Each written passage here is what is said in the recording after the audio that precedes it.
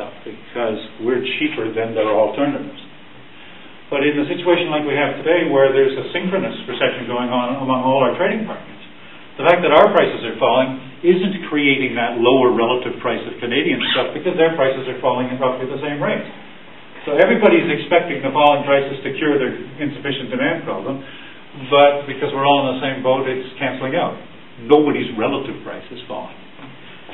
So the falling prices don't perform their usual self-correction story. Now this is where classical economists would come in and say, well, okay, I guess sometimes we need a central bank. If we've got to have some government involvement here, these are guys, as I say, are predisposed to like hands-off. They say, if we're going to have some, broadly speaking, government involvement, let's at least limit it to the central bank.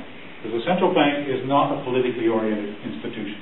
It doesn't sort of change this tax or that tax or bail out this firm as opposed to that firm. It doesn't make all kinds of value-loaded decisions. It just kind of manages the financial system. So the way they could make the falling price actually stimulate the demand for goods is if they were part of the story, they'd say, well, look, the job of the central banker is to provide price stability. And if prices are falling, they'll say, well, that's making price go below the target that we wanted to try and keep it at. Because we don't want any long-run drift in the price level either way. Because it imposes costs on borrowers or lenders depending on which way it goes, people who have signed fixed nominal contracts. So we can assume that any self-respecting central banker, if the prices were falling in the country, they'd try and pull them back up again. And how would they do that? What do central bankers do? 8 times a year in Canada, there's a press conference where our governor of the Bank of Canada, Mark Carney, now has this press conference, as I say, and he says what he's doing to short-term interest rates for the next 1/8 of the year. And he says, I will lower them, I'll leave them the same, or I'll raise them. And so if prices are going below target, and he wants price stability, he will lower the rate of interest to try and stimulate demand, because a lot of purchases require buying on time. So the lower interest rate will stimulate aggregate demand. So that you do get falling prices leading to higher demand, even if there's recessions going on in the other countries too, if your central bank is a particularly aggressive price targeter, because he'll lower his rates of interest faster than the next central bank. But again, we've come up to the same snag.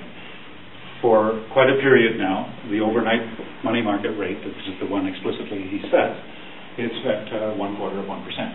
And because of just technicalities and how he wants them borrowing the reserves from him, not private institutions, he views that as his lower bound. So essentially we're at the zero lower bound. So we're butting up against this same problem. Right? As I say, the even self-correction mechanism as augmented by an activist central banker isn't going to save the day in precisely these kind of circumstances. So that's the Keynesian message when he wrote his book in 1936, is that one can get into these situations, and so there's no point in believing always in the self-correction mechanism. There's no point in always believing in even a central bank augmented self-correction mechanism. Say's law sometimes fails, and you simply have to get into expansionary fiscal policy. Fiscal policy being the government policies on spending programs and taxation, as opposed to just monetary policy is just printing money. The more money you print and flood the charter bank with reserves, the more you make the interest rates go down. So the only degree of freedom a central banker is how many dollar bills to print. So we saw that, and that has interest rate effects.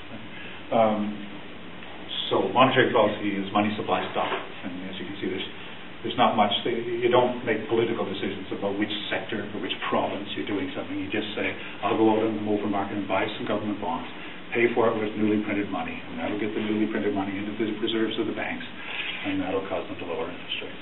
And that's how those are the actions they're taking behind the scenes when they have those press conferences. Okay, so I think I've justified that, while not always by any means in this last little bit, given the bindingness of the zero lower bound on interest rates constraint, it was a time when you wouldn't want to count on say.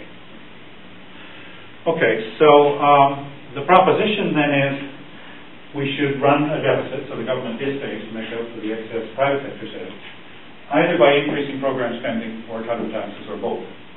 But of course, the whole point is that those maneuvers will crank up the deficit. Now, when Keynes wrote this stuff in the 30s, the president of the U.S. at the time was Herbert Hoover, and he was a believer in balanced budgets every year. he thought Keynes's book was new. He said, I mean, obviously responsible fiscal policy means balancing the budget.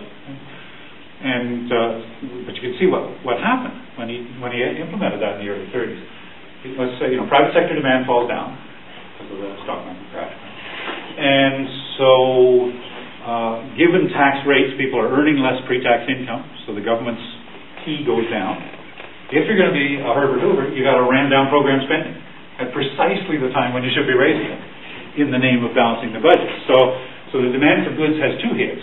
First of all, consumption spending goes down because people feel less wealthy with the stock market crash or whatever the initial kick was. And the government cuts its spending, does absolutely perverse fiscal policy, all in the name of balancing the budget. So Keynes was trying to say, don't fall into the temptation of being a balanced budget guy. But surely, you've heard lots of people argue in the last few years, it's totally irresponsible for governments to spend beyond their means. Surely you have, just like families, you have to balance the budget. Otherwise the debt just goes up to infinity if you just always spend beyond your means.